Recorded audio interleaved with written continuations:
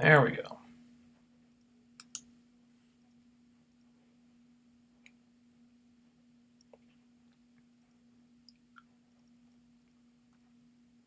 Okay.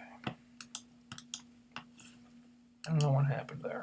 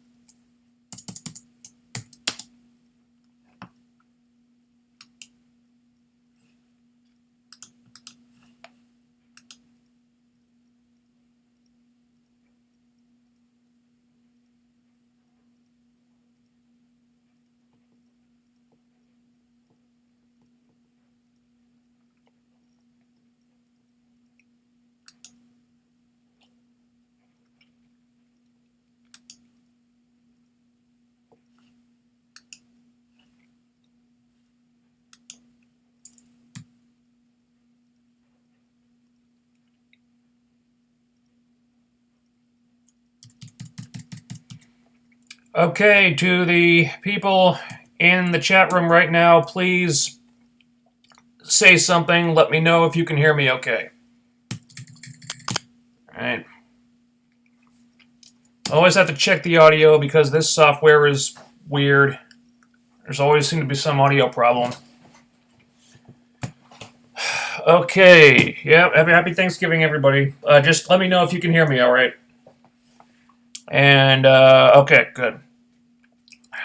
Alright, sorry we're starting a couple minutes late tonight. I was having some problems with the stream. It wouldn't start up for some reason. I don't know why. I really have to figure out Google Plus and determine why they won't let me use the comment section. Still having no luck with that. But this week I do have cough drops. So hopefully I won't be coughing all over the place this time. Okay. Alright, let's get to it. Impact Wrestling World Title Series, Week 8. Okay, so this episode marks the final week of group play in the World Title Series before we move on to the round of 16, which I guess is what we're calling the semifinals. After this, we would know who was moving on and who was not. Unfortunately, the question of who is moving on and who is not is just not terribly interesting, because in pretty much every case, it's either really fucking obvious who's moving on, or it doesn't matter because the people who are continuing in the tournament have no chance of winning and we all know it. You know those people, like Group X Division and Group Knockouts, are in the World Title Series for no other reason than to just make it last longer. They're not in the tournament for any other reason than that. And if you think I'm wrong about that, well, just wait. Anyway, not shockingly, the show begins this week with a wrestling match in the World Title Series. From Group X Division, it's Tigre Uno versus DJZ versus Manic to see who moves on from Group X Division into Group Play. It's a triple threat match here, so that's, something different. A little bit, at least. Of course, it really didn't matter who won this match, because we've been given absolutely no reason to give one single shit about any of these guys, and none of them have a snowball's chance in hell of winning the tournament. So there really isn't a whole lot to talk about here. It's a good match. DJZ and Tigre Uno go over and advance to the round of 16, which doesn't matter because they will ultimately be fodder for somebody else. And that's it. Then from Group UK, it was Drew Galloway versus Rockstar Spud. And if you knew who was going over here before the match even started, well, you did. Not if, but you know. We all knew. Drew was classy and giving Spud a good amount of offense and letting him keep his heat, and the match was fine. But the outcome was never in doubt for a second. One interesting thing here was the spot where Drew almost powerbombed Spud on the ring apron, but then decided not to. So for a second, he was tempted to get a little more vicious in that moment. Do I think it'll lead to a heel turn? Probably not. But it did signify a little bit of character thrown in there, which I appreciate. So I thought I ought to mention that. Then we have another match from Group UK with Bram versus Grado. Whatever. I was about to take a piss break, as I have the powerful urge to do every time Grado is on my screen, but Bram won the match in like 5 seconds.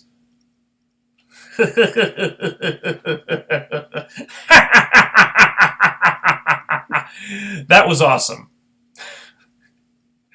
So Bram moves on and Grado doesn't. Predictable? Yes. Exactly what should have happened? Yes. Thank you. Fuck Grado. Then we go right to a match between Jesse Goddard and Micah from Group Future 4. Now, technically, the match did not take place earlier in the night, but they did cut to the match already in progress, so these guys who are supposedly the future stars of the company are still not being prioritized, like, at all. Not that it really matters to me in this case, or bothers me in any way. I'm still not sure what TNA see in Jesse Goddard, and Micah's not been doing anything for me, really. So I could take or leave this one. Goddard wins and advances to the round of 16, which, again, you saw coming a mile away. The crowd didn't care about this match, and I didn't either. After a Kurt Angle video package where he talks about next year's UK tour being his retirement tour, which was not that surprising since he already said that he's not re-signing with TNA, we go to Davey Richards versus Robbie E. from Group Tag Team Specialists.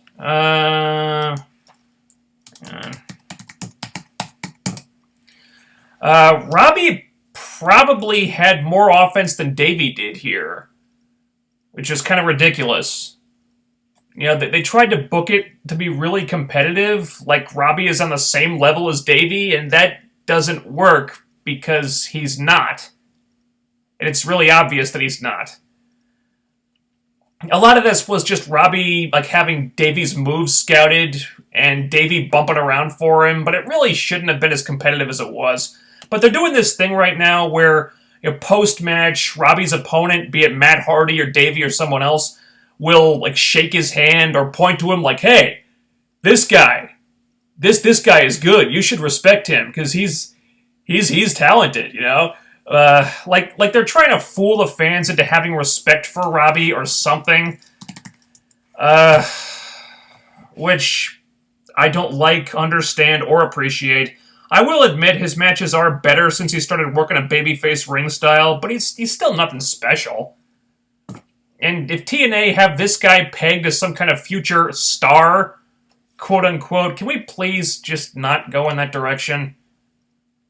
There are so many people a million times better than him. Davey won the match, so he's moving on, and Robbie is not. Thank God. Then, from Group Wildcards, it's Crazy Steve versus Kenny King. You'd think Kenny going over would be the obvious choice here, but there was a little bit of uncertainty since they were teasing that Aiden O'Shea would still have a chance to advance if Crazy Steve went over here, and they even showed him watching the match backstage.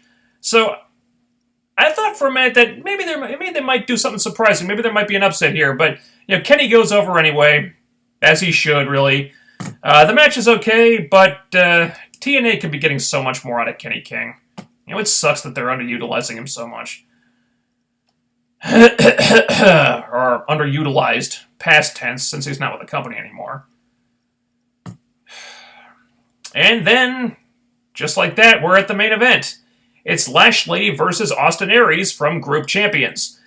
This one was probably the only match of the show that was kind of hard to predict, just because you could have had either guy go over and it would have been good and made sense. Ultimately, though, most people had to figure they were going to go with Lashley, and that's exactly what happened. The match is solid until the uncharacteristically botched spot by Aries, which I'm not sure if that was a shoot or a worked spot to give Aries an out for losing because he was hurt. But yeah, good main event. No complaints. I just wish Aries could have advanced too. Now, I understand that TNA needs Mahabali Shera in the World Title Series because they're going to India pretty soon, and he's their gateway star over there, but not having Aries in the rest of the tournament is just really unfortunate and stupid. And that was the end of Impact, and the end of group play. So at the very least, starting next week, something about the show will be different. Though I suspect the only major difference will be that instead of a bunch of matches in group play, we will be getting a bunch of matches in the round of 16. Hopefully they'll try to shake up the format in some way, but I'm not holding my breath. I'm expecting another Impact very much like the ones TNA have been delivering for the last 8 weeks.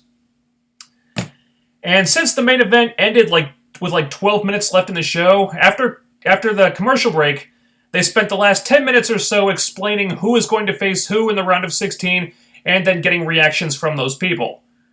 Yeah, they spent 10 minutes on this. So no one can accuse them of not announcing these matchups ahead of time, I'll give them that. And this whole thing was something different. With some of these back-and-forth promos, the wrestlers were cutting on each other, being pretty entertaining. The ones for EC3 versus DJZ were really good. I enjoyed those. But I do question whether devoting the entire final segment of the night to just announcing matches, when that's really all the show has been about for 2 months straight, was the most captivating way to end the show. But, like it or not, that's what they went with. And as a whole, this Impact episode turned out much like the last 7 before it did, with a bunch of matches in the World Title Series and not much else.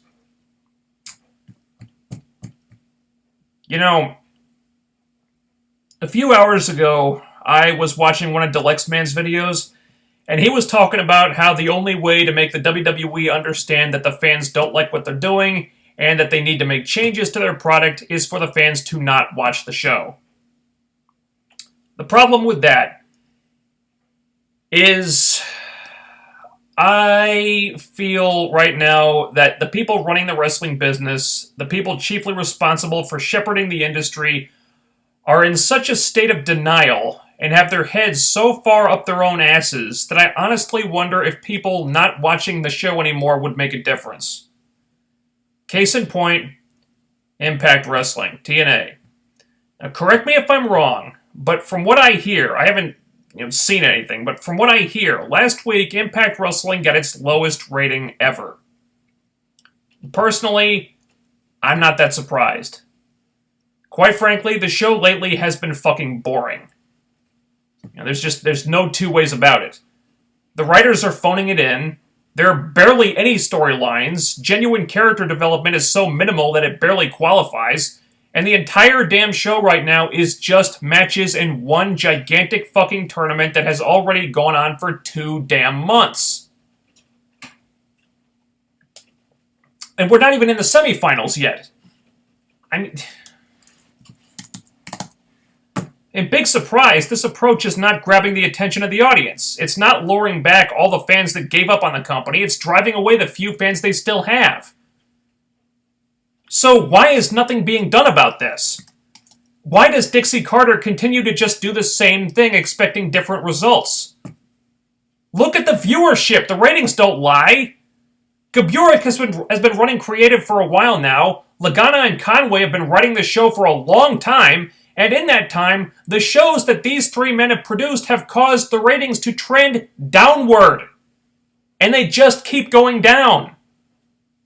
So why the hell does Dixie continue to roll with these people? Where is the accountability? Why has Dixie not made any changes to the creative team? Why won't she hire some new writers who might actually know a little bit more about how to write an interesting and compelling wrestling product? Because I think this current creative team has proven by now that they are simply not up to the task. Given their piss-poor success rate, in any other company, these 3 men would have been fired or replaced a long time ago. But not in TNA, where they can just continue to half-ass it, where they don't have to write anything really creative or compelling, and where they can just slap a bunch of wrestling matches together and call that a good show. all these Impact episodes since the World Title Series started, I would be very surprised if they spent more than an hour putting each one together during the writing process. I would be genuinely surprised. The entire show is match, match, match, backstage promo, match, match, post-match promo, match, match. Remember when this show had storylines? And like in-ring promo segments from time to time? Remember when it felt like things were actually happening? Nothing is happening on this show right now.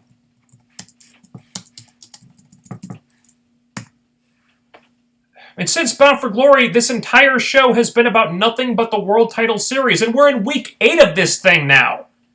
It's been the only thing going on for 8 damn weeks. And it's not even close to finished yet.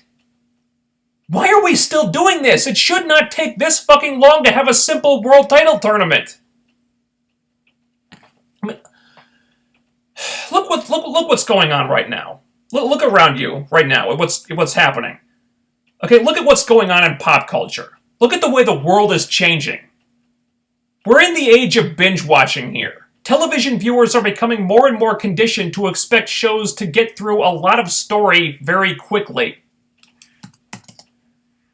You know, platforms like Netflix are only becoming more popular. There are tons of people who really like that you can get an entire season worth of shows like Sense8 or Daredevil all at once and get a full, complete story in a very short time. So, don't you think it would make sense for you, TNA, to start doing faster-paced storylines that progress more quickly? Have you considered that maybe the reason why your ratings are in the shitter right now is because you're going completely against modern viewership trends by making your entire product about just this one thing that is taking fucking ages to go anywhere? When realistically it could have been addressed and finished off in half the time? If not less? I don't think they have. Because they're stuck in their own little bubble just like the WWE is right now. That's why I don't understand these people who are crapping themselves with excitement because ZOMG, TNA got a TV deal with Pop TV, which is like millions more homes than Destination America. So what? It might have the ability to be seen by more people on Pop TV, but is that... I mean, that's not really going to mean much unless they make drastic changes to their creative process, which TNA just don't seem to think they need to make.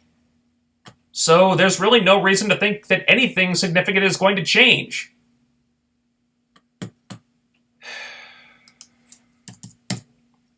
So those are my thoughts on Impact. Again, not really a terrible show, it just wasn't really an interesting show either. And unfortunately, that has become the new normal for this show. So if you got questions or comments about this episode of Impact, sound off in the comments in the chat room right now. And holy shit, there's a lot of comments. Okay, the end of these match play matches. Yeah. Direwolf87, thoughts on Brad Maddox and Solomon Crow's respective departures from WWE? I don't care. And Brad Maddox had his moments. I'm not familiar with Solomon Crow at all.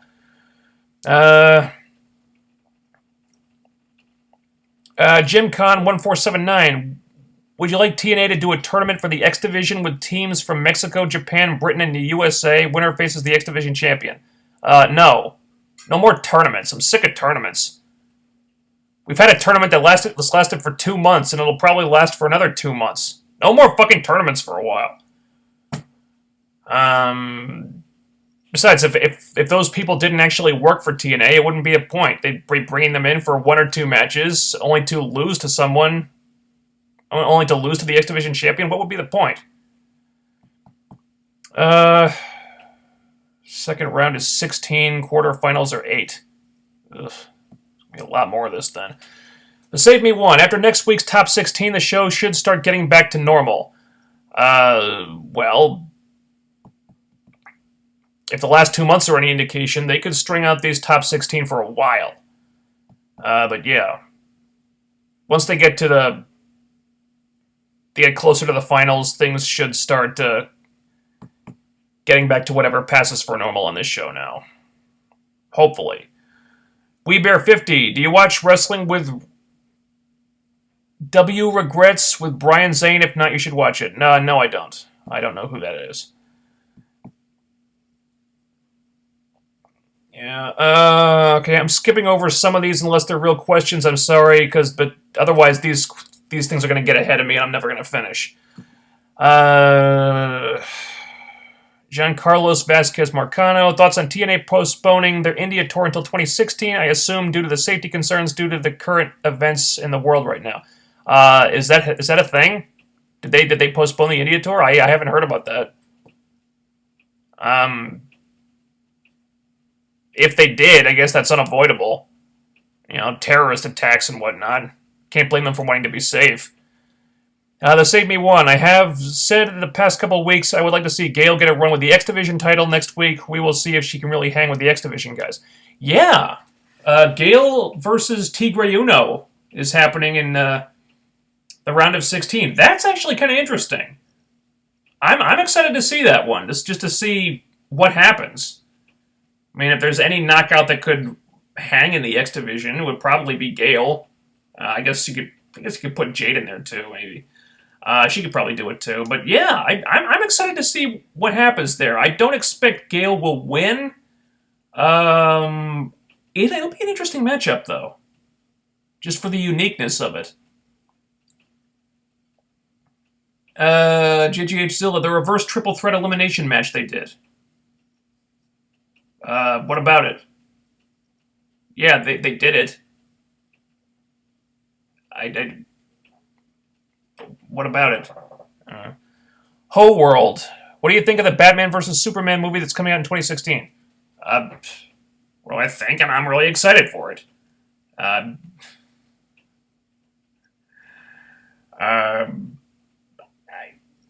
would have preferred they do a Batman solo movie first, just to establish the new Batman. I think it's weird that they do a Superman movie and then go right into the Dark Knight Returns adaptation. But I'm hyped for it. I think it's going to be good. Hopefully. Thoughts on this week's Raw and NXT? Raw was boring as hell, and I didn't watch NXT. Direwolf 87. Austin Aries said on Twitter that this was his final appearance. Oh shit, was it?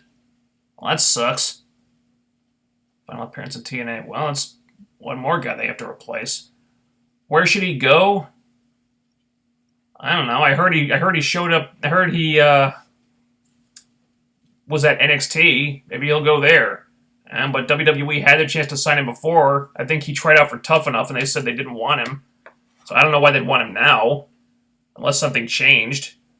If he could get a spot on NXT, that'd be great for Aries. I mean, he deserves one. Where should he go? I don't know. He should go wherever he wants to. I mean, who wouldn't hire Austin Aries? Be their loss if they didn't. JGH Zilla, this is the end of Grado. We can only hope. Bram killed him.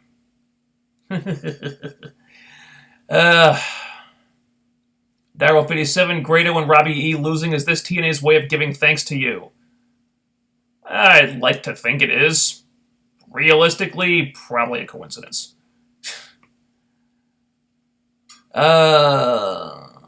Yeah, Aries probably goes to NXT since he was down there this week. Yeah, well, maybe. I guess that would be ideal for Aries. I don't know if it'll happen. Him being there doesn't mean he'll be on the show, I guess. I actually haven't read the spoilers. Duke Nukem 3DO. Grado is the British Colt Cabana. No, he's not, because Colt Cabana is entertaining.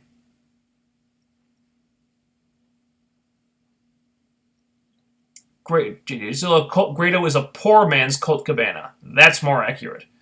Cabana is at least funny and competent in the ring. Thank you.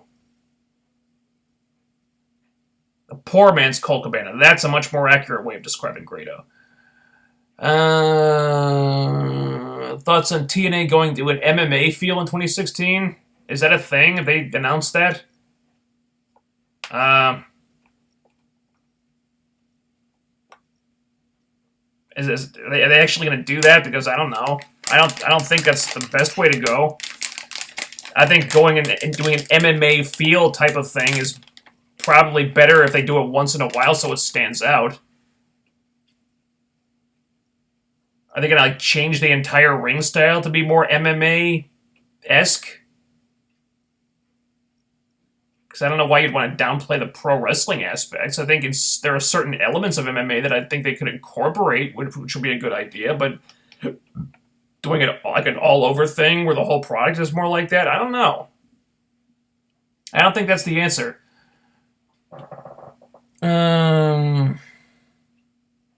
Final Four, EC3, Matt Hardy, Drew, and Eric Young. They really put Eric Young all the way through to the Final Four. I don't know. I hope not. Jim Kahn, 1479. So excited about this tournament full of jobbers. Seeing as Eddie jobbed out to Robbie and Aries jobbed out to Spud. Yeah, this is a joke. No, Aries has not faced Spud in this tournament. No, Aries jobbed out to Lashley. Aries jobbed out to Spud in that career versus nickname match from several months back, but that was not part of the tournament. Yes, and Eddie may have jobbed out to Robbie, but then Robbie jobbed to Davey, and Davey is advancing in the tournament and Robbie isn't, so... Yeah...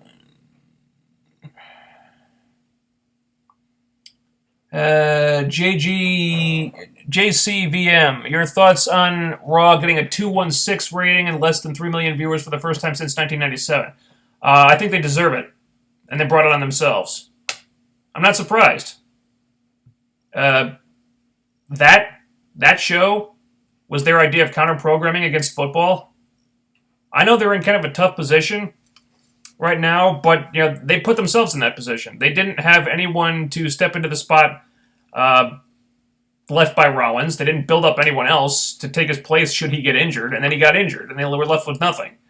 And so they thought it was a good idea to put the belt on Sheamus, who had not been positioned to take that spot at all. And then they've got Reigns, who a lot of people have not gotten behind yet. And your new top heel stable is Sheamus and Rusev, who had been in a comedy feud with Dolph Ziggler and Summer Rae, and Wade Barrett, who's been doing nothing. Of course the rating was going to tank. They had to expect that. On top of that, the show was just really fucking boring. And I saw on Twitter that apparently that was the same rating that Nitro got the week it was canceled. So, that ain't good. I guess it's still a decent cable rating, but things are not trending in a positive direction for them. And, I don't know how much longer they can afford to ignore that. They gotta make a lot of changes, but they're just not making them.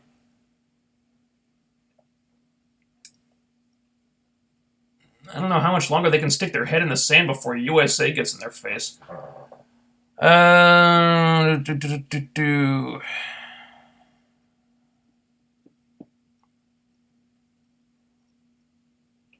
JGH Zilla, so who advances out of the wildcard group after Shera? I believe it was Kenny King, I think, yeah. Yeah, Kenny King.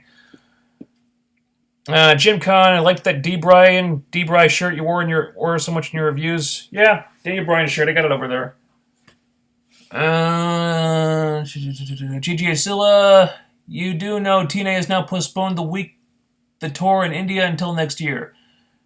Yeah, okay, I know now. I hadn't heard about that until now. Of course, all these matches were taped months ago with the when they were still under the impression that they would be taping the semifinals in India, and it's too late to change it now. So that's why Mahabali Shera is doing as well as he is. See, WeBear50, I agree. TNA goes to Pop TV, ROH goes to Comet, WWE still sucks. You're right, the state of wrestling sucks right now. Yeah, WWE is as boring as it's ever been. I never heard of Pop TV until the announcement was made that TNA signed a TV deal with them. I had never heard of Comet until I heard that ROH had signed a TV deal with them. So these are the networks that are going to be hosting the number 2 and number 3 wrestling promotions in America. Channels that are so obscure that I've never even heard of them. That ain't good. Wrestling's just not in a good place these days. Mecha Shadow, Tigre Uno versus Gail Kim. Yeah. That's one of the matches I'm interested in. Just for the spectacle of it. Really. Let's see. Direwolf87, did you see Rob Naylor's tweets about a product overhaul? Yeah, I did. No, but I saw Deluxe Man talking about him. And I guess Rob Naylor's a former writer for WWE. Of course, I've been saying WWE needed a creative overhaul for ages. This is not new. This is something that's needed to happen for a very long time. It's only more recently that people have started to speak up about it, like people in the industry, guys like Rob Naylor, guys like Mick Foley. Of course, all the signs were there for a long time. HPE Hain 4441, with it being down to 16, do you think they can add storylines now? It depends how long they want the round of 16 to last. If they wanted to stretch it out and only do like a couple of those matches a week, they could add more storylines. If they want to stick with this format, they could probably pack the show with matches and get through it in like 2 or 3 weeks. In which case, there would be another 2 or 3 weeks of no storylines. I don't know how they're going to do it. I would prefer it if they stretch it out a little bit, so they could incorporate other things into the show that don't involve the World Title Series, because that's really badly needed right now. If they had other stuff, I wouldn't mind this tournament taking so damn long. But the combination of it taking as long as it is, coupled with the fact that the show is not about anything else, that's hurting it. It's really draining my interest.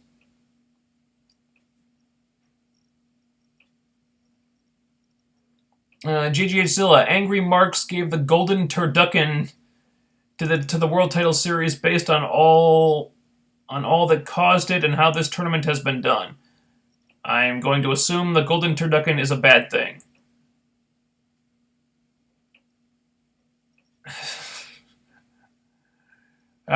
Steve Trowbridge, longest tournament ever. I don't even know when the semifinals are.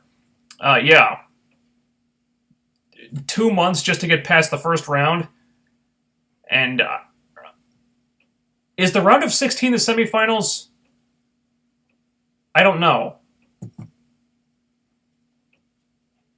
It just occurred to me. I thought the next round was the semifinals, but they're calling it the round of 16. So is the round after that the semifinals? I don't know.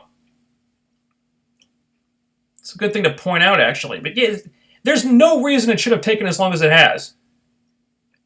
It feels like stalling. It feels like treading water. They could have had a perfectly fine world title tournament in half the time. They could have done it in a month. Instead, it's been 2 months, and we're not even... Are we even halfway through the tournament? I don't even know. There's so much more to go. It's like... Okay, I understand wanting... Okay, maybe it looks interesting on paper, having a tournament that includes, like, damn near everyone in the company. But there's a reason why tournaments don't usually involve everyone in the company, because not everyone in the company deserves to be in there, or should be in there, really.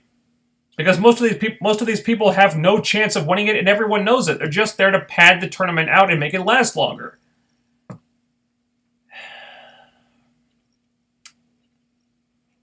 That's a big reason of why I just having so much trouble staying interested. Because I just look at most of these people and I'm like, why are these people even in this tournament? This is so pointless. Why do you even include them? It's dumb.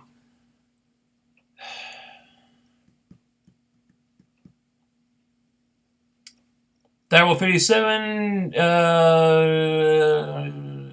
I did not read Mick Foley's post on Facebook, but I saw the video of Deluxe Man talking about it. JGH Zilla, TNA has not made any changes based on what happened because Dixie doesn't fire people in creative unless forced to. See Vince Russo. Yeah. Pretty much. What I don't understand is why she has not been forced to due to declining ratings. I mean, if Impact got its lowest rating ever last week, if that's true, if I'm Dixie Carter, that's something that would fucking force me to fire some people and replace them with new people who might do a better job.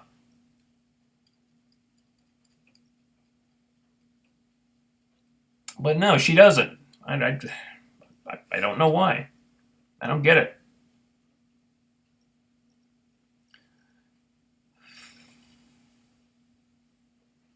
JimCon1479, you mentioned that TNA doesn't write storylines and only put on a bunch of matches. You just described WWE. Yeah, to an extent. I mean, they have more quote-unquote storylines right now. Of course, just pretty much all of them suck. I mean, pretty much all their storylines are half-assed, but I mean, there are some storylines. Not a lot.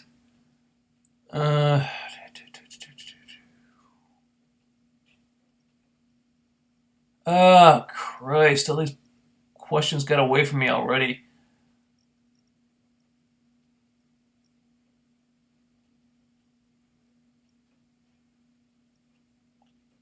HBE Hain, with TNA moving to Pop TV, which used to be the TV Guide channel, actually has more connections with the cable network, unlike Destination America. Do you think it would help in getting more viewers? Well, it's available in more homes, so it couldn't hurt. I don't know if that's on a premium cable network. If it's on basic cable, that would help. But yeah, I believe it is in a lot more homes. So, I mean, that's a step in the right direction. But it's still not addressing the big problem. Wizard66, I don't get Pop TV. Yeah, I don't know. I don't even know if I get Pop TV. I haven't checked yet.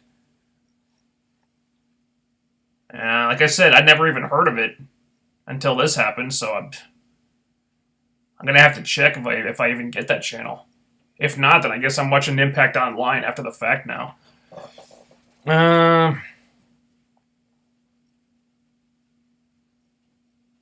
Both WWE and TNA need to step up their game in terms of relevance. Absolutely. They have needed to do that for a very long time, but will they? Probably not. Not at the rate they're going. Let's see. HB Hain, do you think they should, when they premiere on January 5th, should they have a new look for the show? Ideally, yes. I just don't. But even if they did, I'm skeptical that it would last very long. I mean, they kind of had a new look for the show when they debuted on Destination America, and that's pretty much gone now.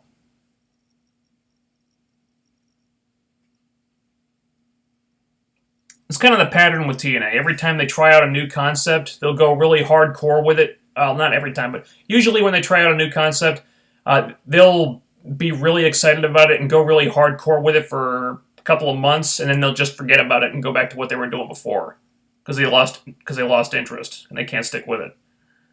It's just the way things go in that company.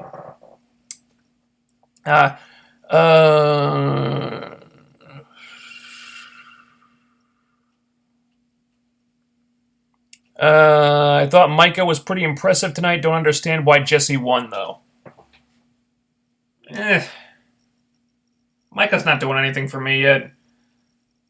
I'm still waiting for him to do something that stands out. I don't really get Jesse Goddard's either.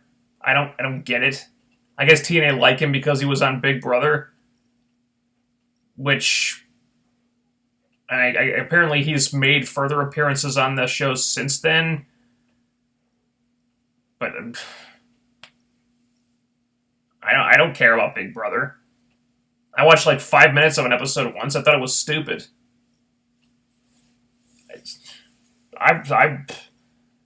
If that's all this is about, then I think it's dumb. I don't think anyone who watches Impact is going to watch Big Brother.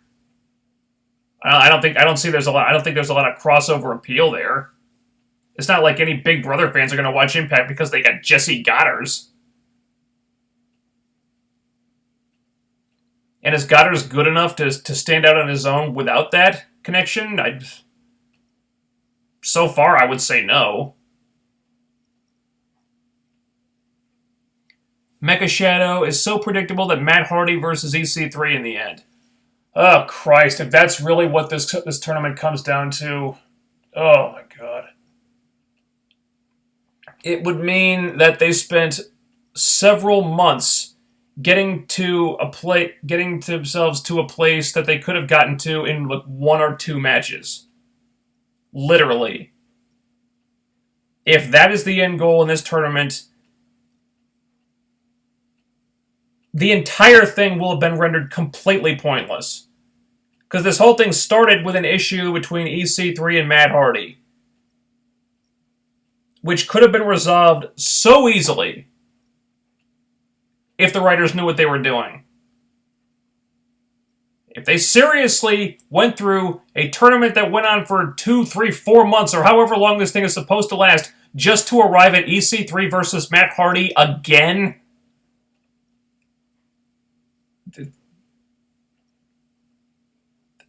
I can't even formulate a response to that. It would be so infuriating. Wizard66. Honestly, I have not watched TNA in 3 weeks, but just wait for your review. TNA is the first time since 2010 is not keeping my interest. So you're not watching the show, but you're watching my review of the show. Nice. That makes me feel good.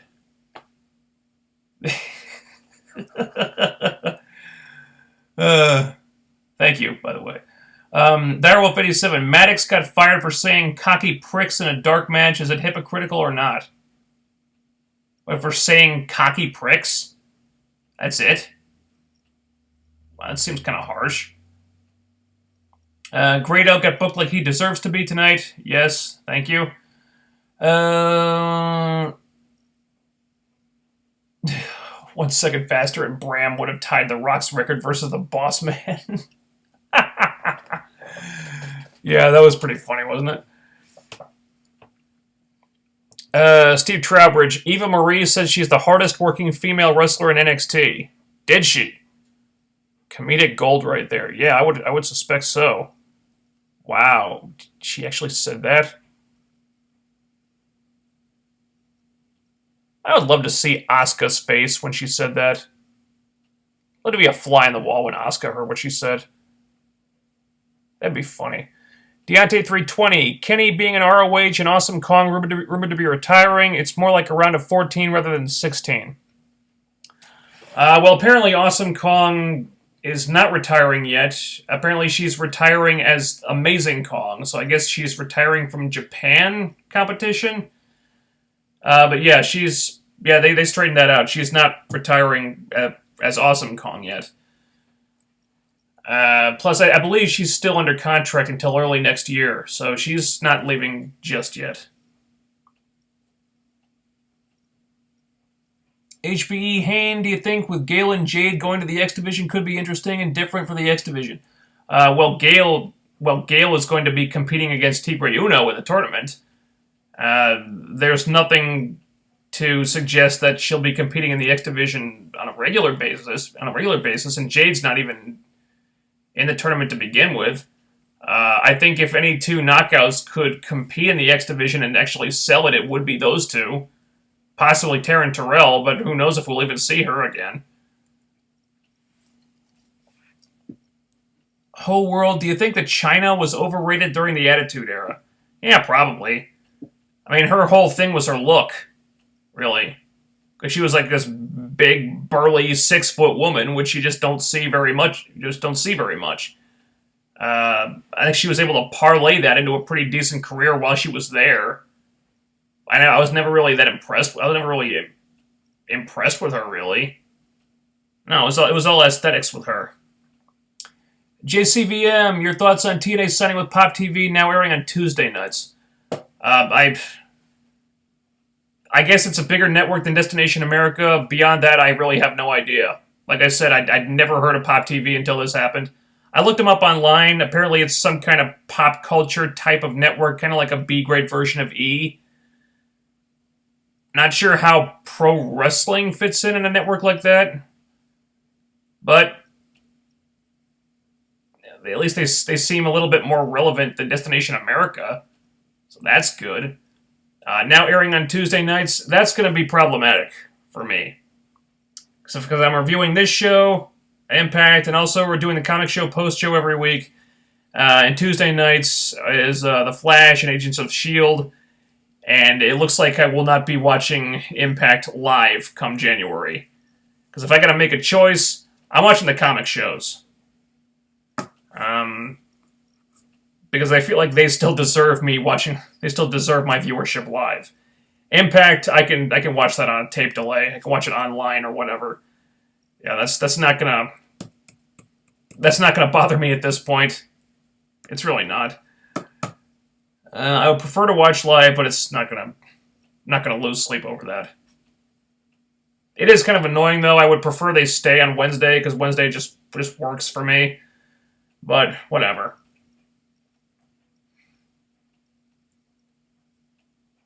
Steve Trowbridge. Apparently, Taryn said that her wrestling life has led her to a life of sin, so she may or may not be leaving wrestling for good due to her newfound religious beliefs. Did she say that, really?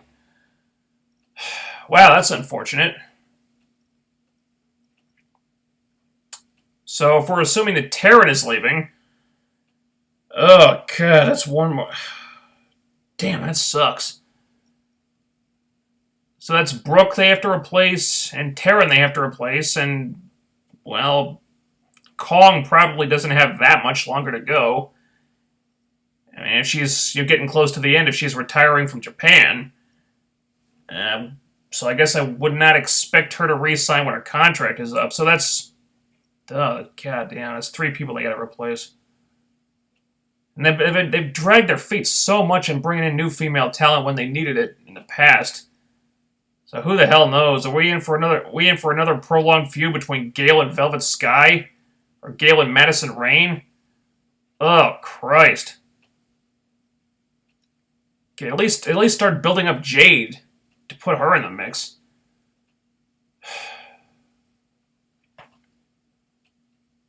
Even though AJ Styles was a full-on Christian and still is. Yeah. Well. Yeah, supposedly AJ lives a really clean and chaste lifestyle, though. Yeah, we don't really know about Taryn. And there was that whole domestic abuse incident with her. Well, domestic abuse thing with her and Drew Galloway. We don't really know how that turned out. I guess they're the only ones who know for sure, but yeah. Maybe there are some things that she wants to leave behind her, and she thinks wrestling was the cause of that, and it sucks, but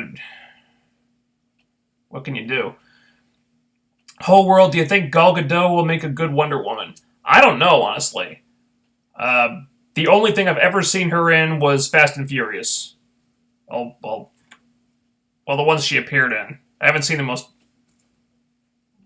Well, 1 or 2 of them. I don't know. I think she kind of looks like Wonder Woman, which is nice. I don't know if she's put on enough muscle to be able to sell it physically. But from what little footage I've seen of her, I'm encouraged. I think she's got the look. I don't know about the rest. But I'll give her the benefit of the doubt until I see her. Let's see. Wrestling in general needs another kick in the ass. Yeah, it has needed one for a very long time. Steve Trowbridge, a lot of people are saying that Charlotte vs. Paige at Survivor Series was bad, but I watched it and thought it was actually pretty decent, not perfect, but still. Thoughts? Well, I haven't watched it yet. I watched the match on Raw, which I was not enamored with. I don't think they haven't displayed a ton of chemistry together. I don't think.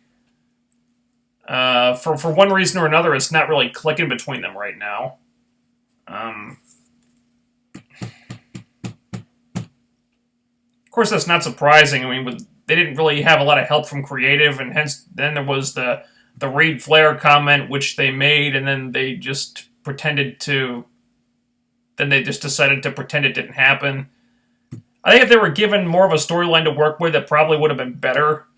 I don't think the match on Raw was bad, but it obviously didn't connect with the audience, and like I said, they just weren't showing a lot of chemistry for some reason. I think the feud is not clicking yet. They're trying, I think, a little more than they usually do with women feuds, but they need more attention from creative, really.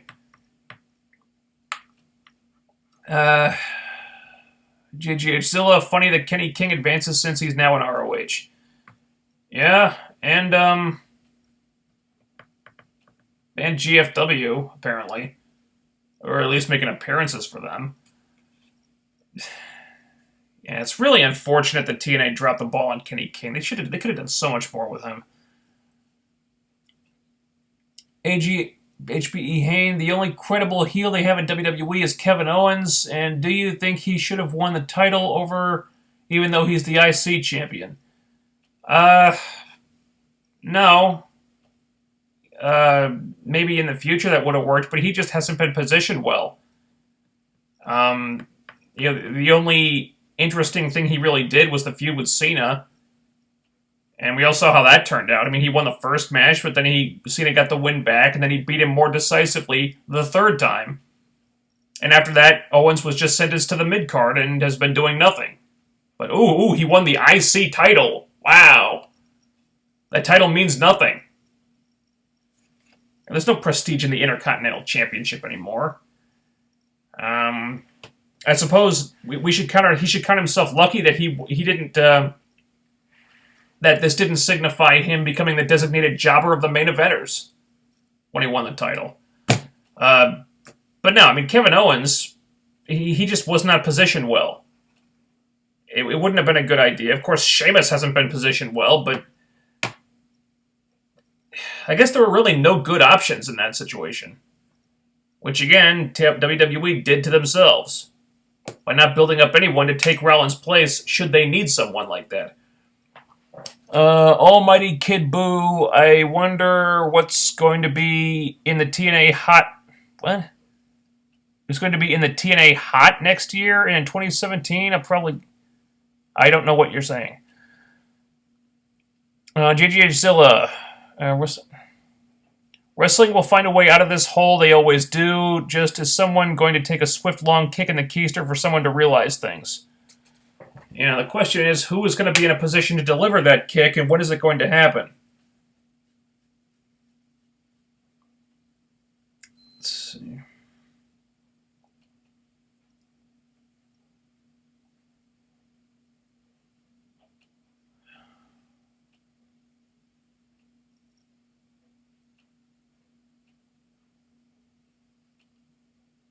Let's see. Mecha Shadow, what happened to MVP and Homicide? MVP either left the company or got fired in the fallout of the Hernandez debacle. Homicide, I don't think, was ever back full-time. They just brought him in for a few appearances. And then he left because of a shoulder injury, I think. I'm skipping over some of these because they're not really questions and because I have to get to the bottom of the comment section at some point. JGH Zilla. Now, round of 16, then quarterfinals of 8, then semifinals of 4, and then the finals of 2. Okay, so there's... Yeah.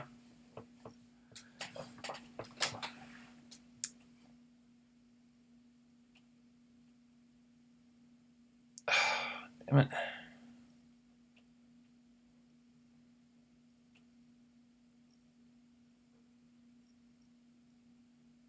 I agree TNA would have easily had people to put in their They're hot? What is hot? I don't know what you're talking about.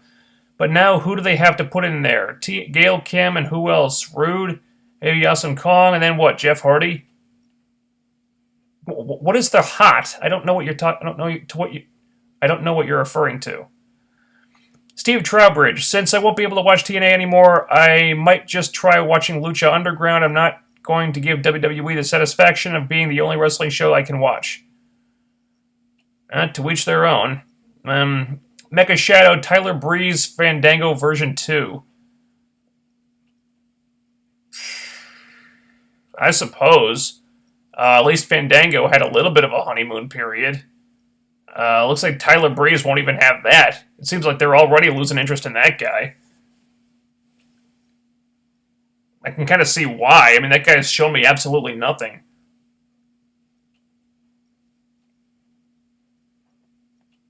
And what sets this guy apart from everyone else? What, the selfie stick? Take away his selfie stick and he's got nothing. This guy is... I see nothing from that guy at all. I don't know what he was like in NXT, but... he's boring the shit out of me on the main roster. JCVM, Pop is a basic channel. Oh, okay, cool. I probably get it then. Alright. In a shoot fight, who would win, Brock Lesnar or Haku? Brock Lesnar, come on.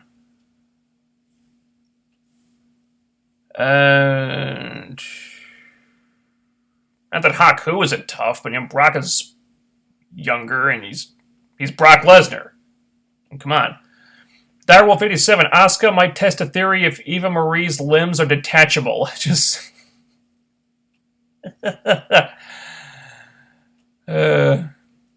thoughts on Eddie Guerrero?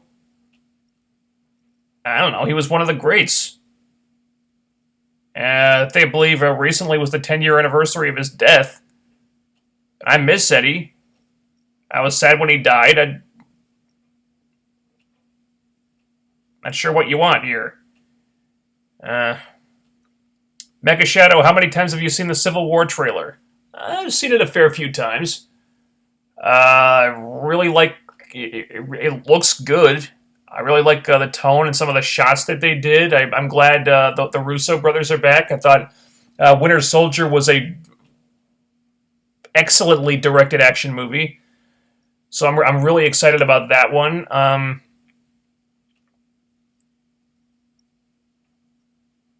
It does seem... I mean, Civil War kind of feels like something they could have stretched out over a couple movies. Like, after they do Infinity Gauntlet, they could have, have Civil War be the next, big event they build up to after that. I mean, I think there's enough material for them that they could have pulled that off. Throwing it all into one movie seems like they're probably... I don't know. It feels like that could be so easily just become a really crowded movie. Because they've got the conflict between Cap and Iron Man. They've got Bucky in there. They've got this battle between the two teams. And apparently Baron Zemo's in there as well. Also, there's Black Panther cameo to do. There's the Spider-Man cameo to do. There's a lot of stuff going on in that movie. I don't know how it's going to...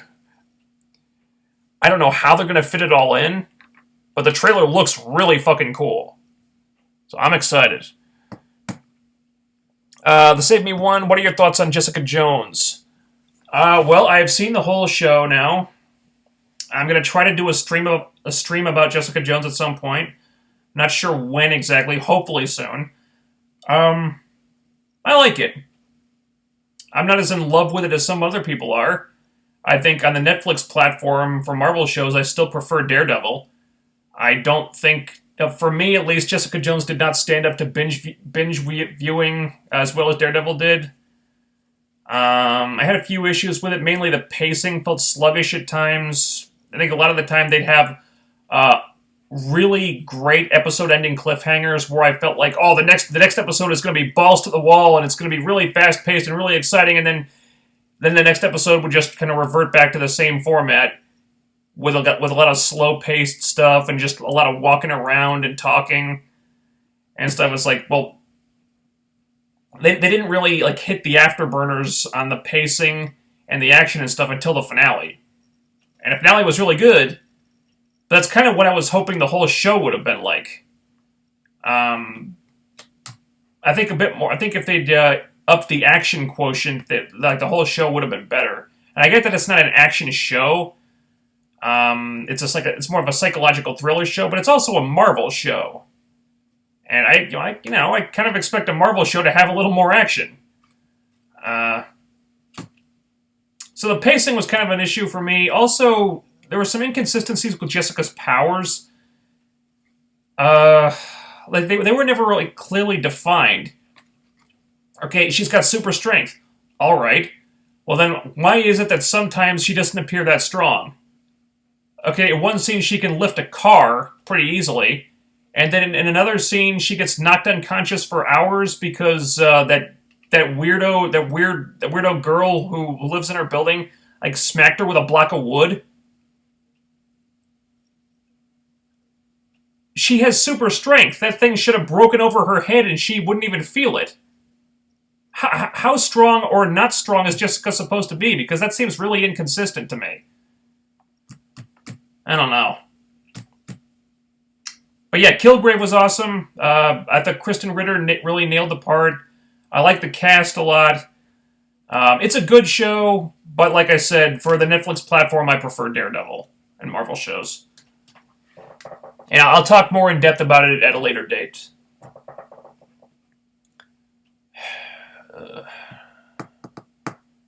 Favorite wrestling storyline ever? Oh, I don't know. Oh, man. I couldn't pick just one favorite. Probably the most effective one for me in the last couple of years was probably the Shield versus the Rhodes family. That was a storyline that for me just hit all the right notes. And all the right emotional beats and stuff. It was really powerful. Nothing else recently really springs to mind.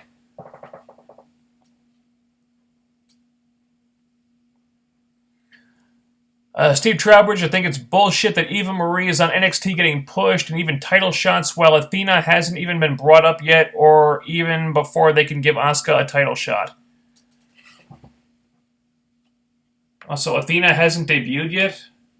I thought I saw pictures of her at an NXT event. Maybe she hasn't debuted on the show yet, I guess. Yeah, that's unfortunate. Although, Eva Marie has been there longer. I mean, Asuka just debuted recently, and Athena hasn't debuted yet. Well, I guess by WWE logic, Eva Marie would be ahead of them in line. So maybe I guess they want to take care of her first. Although if she's getting prioritized over Asuka, that's horseshit. Athena too. Athena's great, man. I don't get their fascination with Eva Marie. I really don't. With TNA moving to Pop TV, will they discourage the annual Invasion takeover angle? Oh, Christ, I hope so. No more invasions and takeovers. They've done those things. They've done those angles so many times. Just stop going to the well with your go-to angles and think of something new to do for a change. Steve Trowbridge, of course, I think the reason people were saying Charlotte Paige match was bad is because trolls who just like to bash on Charlotte and Paige for being talentless. Really? People bashed Paige for being talentless? I don't agree with that. I think they're very talented. I think Paige is great. I think Charlotte is a very good wrestler. I don't think she's incredibly charismatic. I think that part of Rick's genes skipped a generation. If she's just wrestling, I think she's very good. I just wouldn't want to count on her to carry an extended promo sequence as a segment. Hell, there it goes again. And people were actually cheering Paige and booing Charlotte at Survivor Series. So something isn't working. Were they really? Wow. Yeah, maybe Charlotte would be better off as a heel. What little I saw of her in NXT, she probably did better work as a heel. Jeff Atwood, how long will Sheamus have a WWE title? Christ, I would not expect him to hold it until WrestleMania.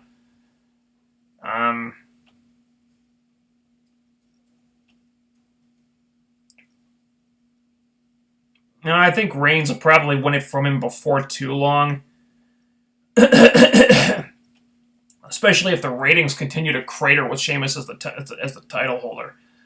No, I think he's probably a transitional champion. I think Reigns is really who they're moving towards, probably in the near future.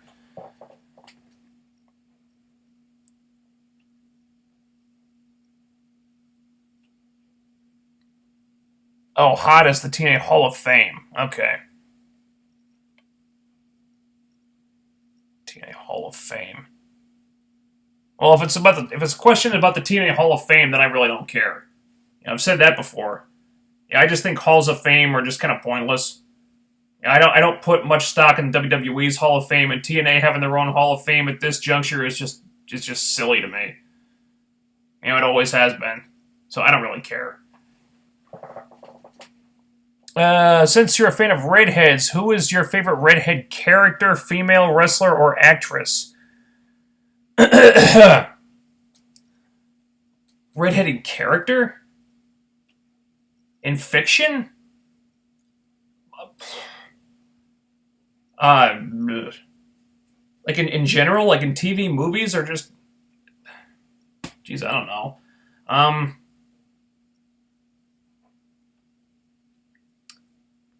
For redheaded characters in TV, I would say maybe,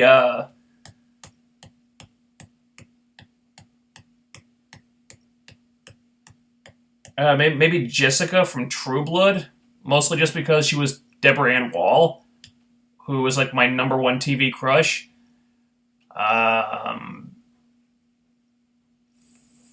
For redheaded character in wrestling, I would say Veda Scott. Favorite redheaded wrestler, Kaylee Ray.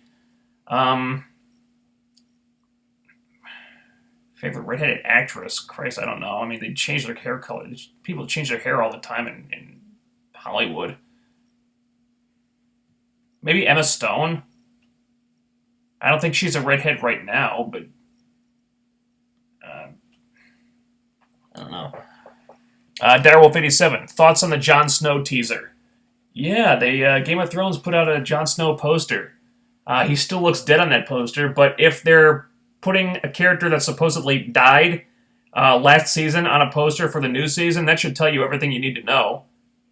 Jon Snow ain't dead. He's coming back. And I think it's good that they're not trying to hide it, because I mean the cat has already been let out of the bag, kind of. I mean, so many people have seen the set photos.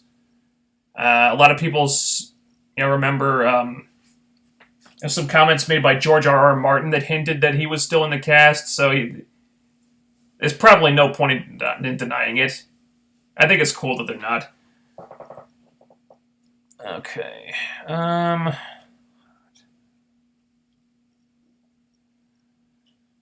Steve Trowbridge, to replace Taryn, I think TNA could sign Candice LeRae. That would be awesome. I think it probably really hurt her chances when they brought her in for that match with Gail during that open challenge, and it didn't turn out so well. I guess Candice was nervous, which is unfortunate, because that was certainly the worst match I've ever seen her have. And god damn, talk about a bad time to come down with a case of nerves. I'm sure if they gave her another shot, she'd do infinitely better. But they're probably not eager to bring her back, would be my guess, which is stupid on their part. But I think she deserves a second chance to prove herself. But whether or not she'll get it is anyone's guess. I would suspect not. But my number...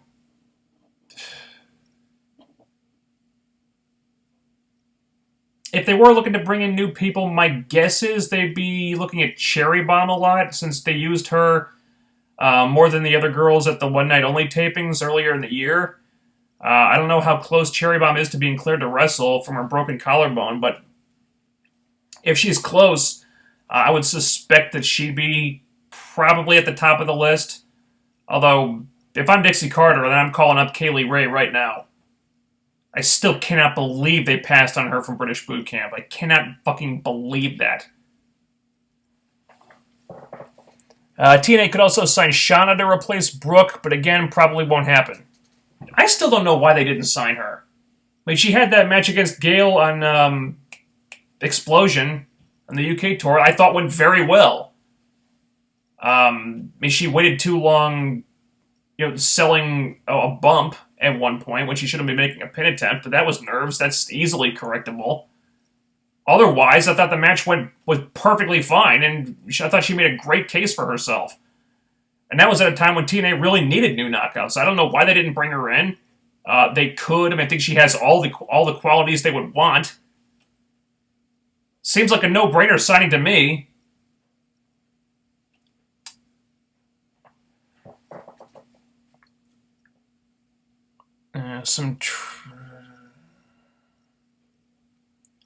Who do you think should be the one to end EC3's reign? You mean be the one to beat him for the first time?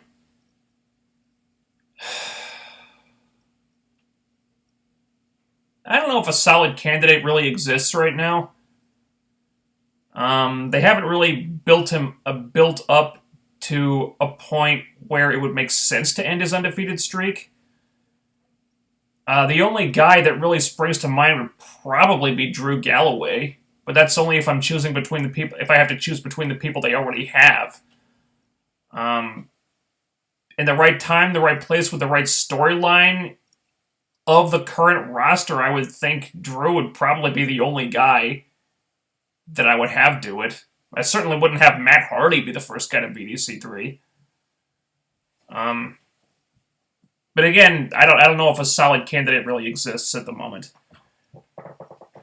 WeBear50, I know I'm getting in trouble for this, but TNA beat the NWO type horse like Greg Hardy beating women. Oh boy. No comment.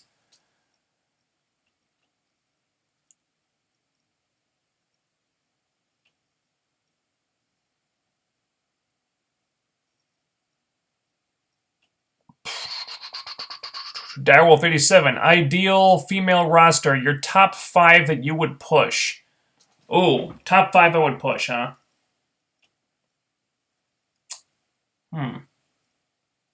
Kaylee Ray, Nikki Storm, Shauna, Candice LeRae. Not sure who the 5th would be. Possibly Athena, possibly Veda Scott. I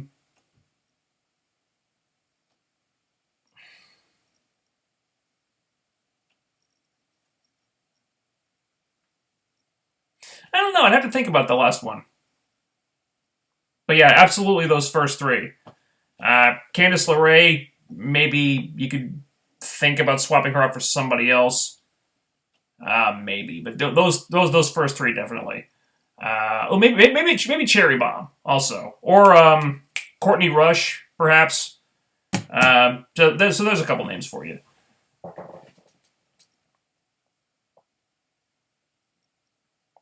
Darryl57, should Solomon Crow, aka Sammy Callahan, go to TNA or no?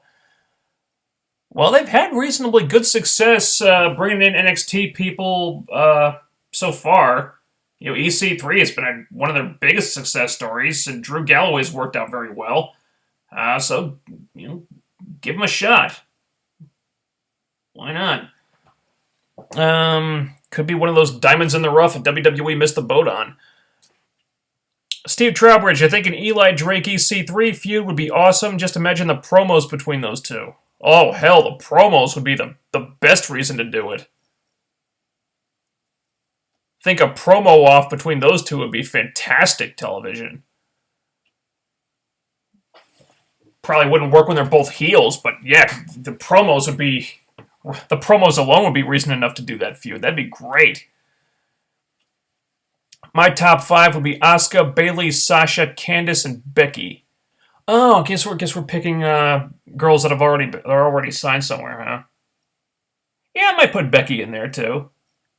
Yeah, I like Becky a lot. Yeah. Let's see. The Save Me one, Jade is better than most girls TNA could sign. Well, I agree with that. Jade is excellent. Wrestling wise, she's probably the second best knockout wrestler they have right now at this point. I mean, if we're still assuming that Gale is the best, I mean, how would you book the promo battle? I wouldn't. I would just give EC3 and Eli Drake microphones and tell them, guys, do whatever. I can't script anything for you that's going to be better than what you guys could come up with on your own. Just, you, handcuffs are off. You guys just do what you want. I'll just film it. And I'll put it on TV. I guarantee you those guys would come up with something super entertaining and better than anything that the writers could script for them. Lucky STR8, would you be in favor of TNA unifying the X title and the World title?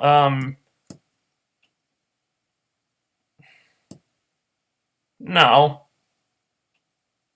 No, if they wanted to unify the World title and the King of the Mountain title so as to eliminate the King of the Mountain title, that would be good.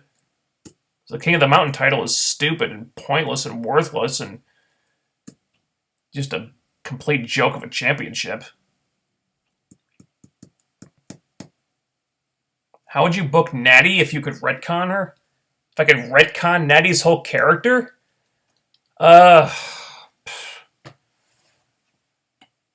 boy, Natty's tough because her entire character is just being a member of the Hart family. Beyond that, she doesn't really offer anything else. And I think part of the problem is that she really can't offer anything else because the character stuff is not really something she excels at. You know, wrestling is her wheelhouse, but in terms of like these quote-unquote sports entertainment aspects, it's just not something that she's a natural at. I guess I would book her as somebody who doesn't talk very much, who just maybe kicks people's asses in the ring. I would probably cut any connection to her and the Hart family because I think she uses that as a crutch a lot of the time. Maybe if you remove that, she might be forced to develop some kind of alternate personality.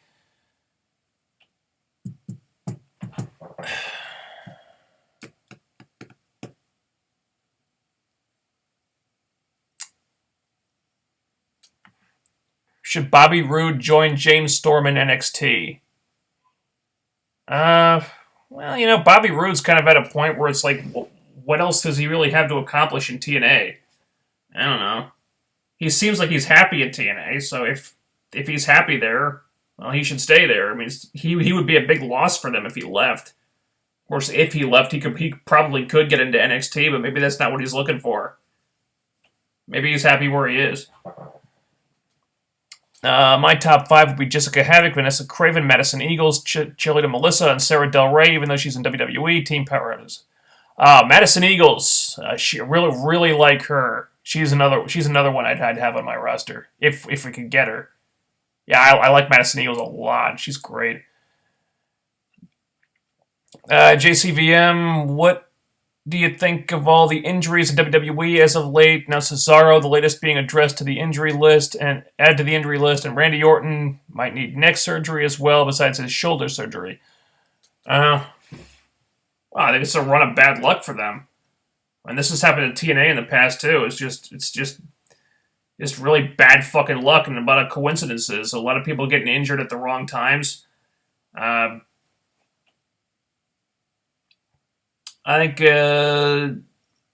it creates opportunities for new people, but it's also showing the lack of depth in their roster.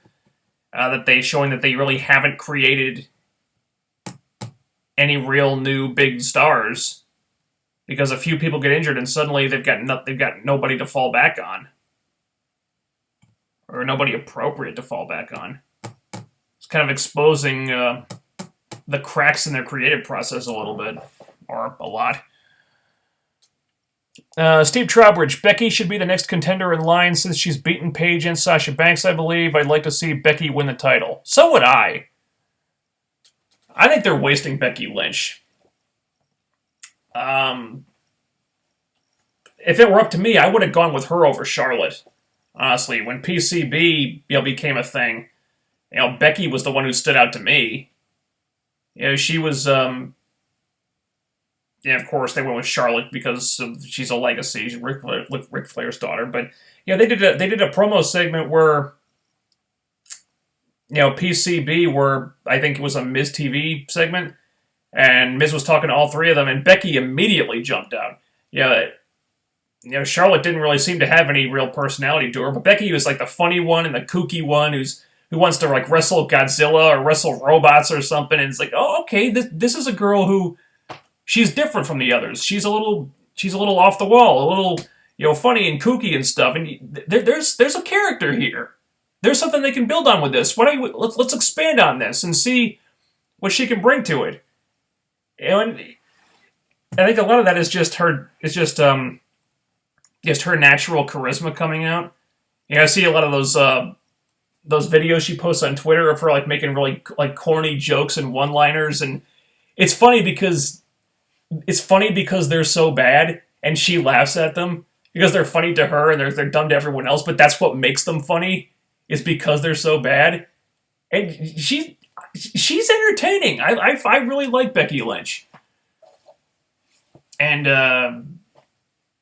unfortunately, those factors don't really count for much where the Divas are concerned. If I were smart, I'd go to if I were Vince, I'd go to the writers and say, you give Becky some attention. Let her build on the character that she's already handed you. She's done half the work for you, so look at what she's doing and expand on that, and see if you can get her over. Because I think there's a lot more to work with Becky Lynch than there is with Charlotte. Lucky STR8, what would Sting versus Taker match look like if Vince Russo booked it? I don't know, probably be an urn on the pole match. Or a face paint on a pole match. Something like that. Will you see the match between Finn Balor and Samoa Joe? Yeah, possibly. I'm sure it'll be a fantastic match, but NXT as a whole doesn't really interest me. I mean, I watch segments from time to time, but I've been over that countless times now. I don't really feel invested in NXT that much. I'll try to catch it at some point, though. Do you watch videos from What Culture with Adam Blampede? Blampide? No, I don't know who that is. Asuka versus Emma. Will you watch or no? I'll try to find a video of that somewhere. Yeah. Would Shane McMahon run the WWE better than Triple H and Stephanie McMahon?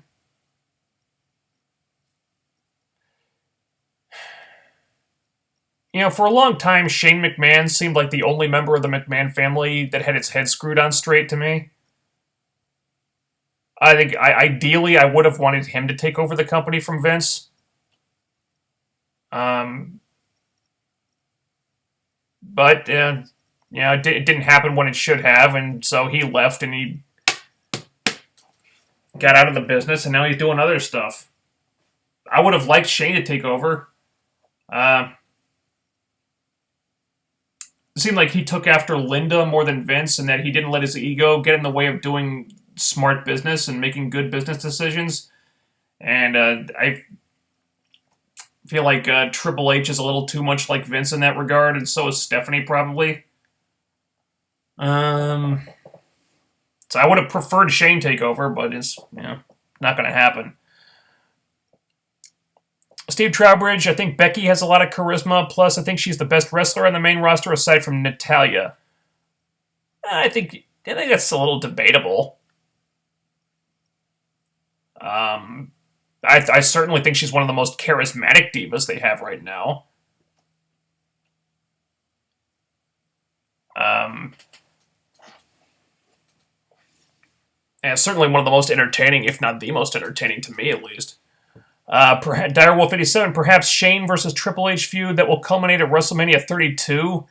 With a match between two divas that represent both Shane and Triple H. On Shane's team, it would be Becky versus Triple H's pick Nikki Bella for power.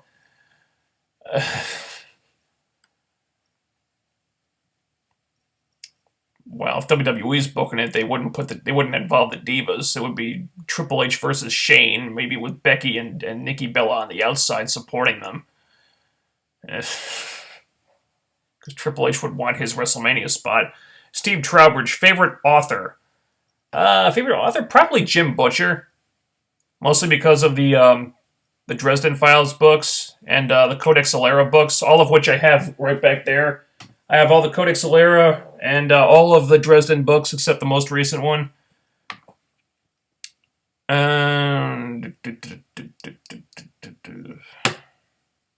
Direwolf 87. What makes the Young Bucks great, in your opinion? Well, a couple things. I mean, they do things as a team that I've never seen anyone else do before, which is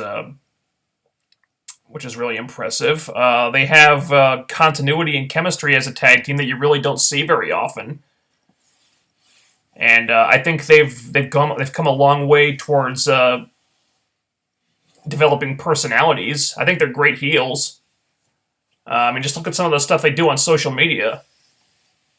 These guys have a lot of fun being bad. And I think they've really evolved their game. They're really evolved in that regard over the last couple of years. Direwolf 87, if Triple H wants that spotlight, it should be him versus Ambrose, but the Divas idea would be cool, in my opinion.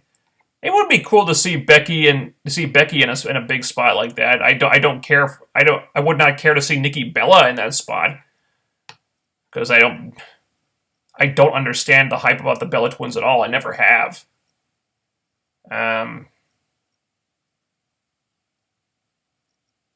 Plus, I think, the Bellas have probably plateaued by now. I mean, they're not going to get another run like the one they just had.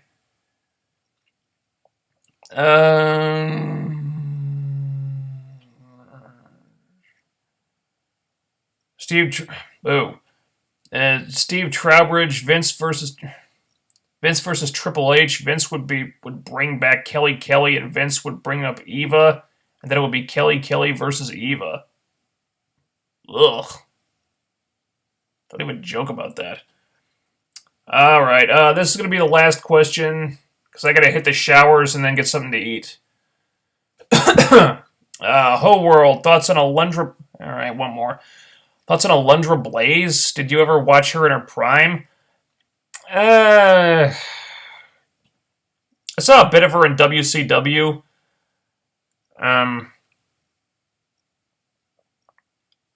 But no, that's about it. She was okay when I saw her. I don't know. It wasn't one of my favorites or anything. JCVM. Okay. All right. These are the last two questions here. Okay, so I'm cutting us off here. JCVM, when TNA debuts on Pop TV in January, who do you see the company signing or bringing back? Even if they do sign or bring back anyone, oh boy. I would hope they'd have a few new knockouts to replace the ones that are leaving. Like I said, I think Cherry Bomb is probably very likely. Aside from her, I don't know. Bringing back, huh? Well, if history is any indication, they'd probably bring back former knockouts instead of signing new ones. I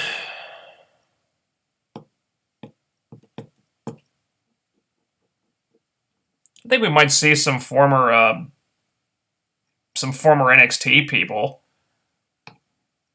Like I said, if Sammy Callahan is free, I mean, they'd probably show some interest show some interest there. So they might give Sammy Callahan a shot. Like I said, they've had good luck with former NXT people in the past. So there's that. Direwolf, Becky would represent change versus the status quo of Nikki Bella. Okay, see, right there, you've already put more thought into it than the writers would. And that's unfortunate.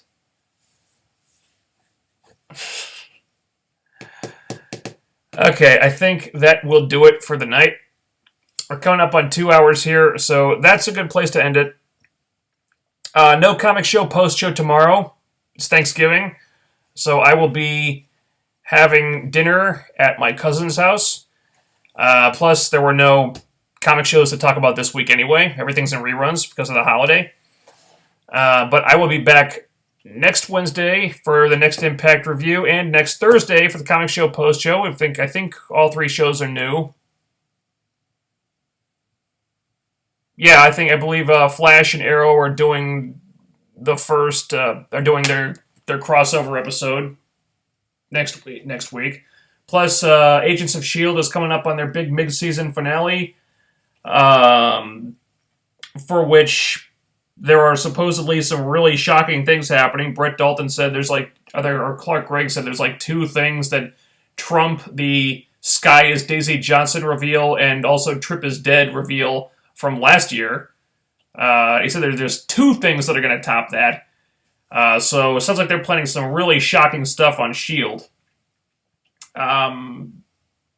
So we got 2 more episodes of that before the mid-season break. So there's that to look forward to next week. And also, I guess we have the round of 16 beginning on Impact, whatever that might mean. So please join me on next Wednesday and next Thursday. And also follow me on Twitter for updates. I'm at TheRealFK9. And I guess that's it. So I will see you next week. Happy Thanksgiving. Talk to you then.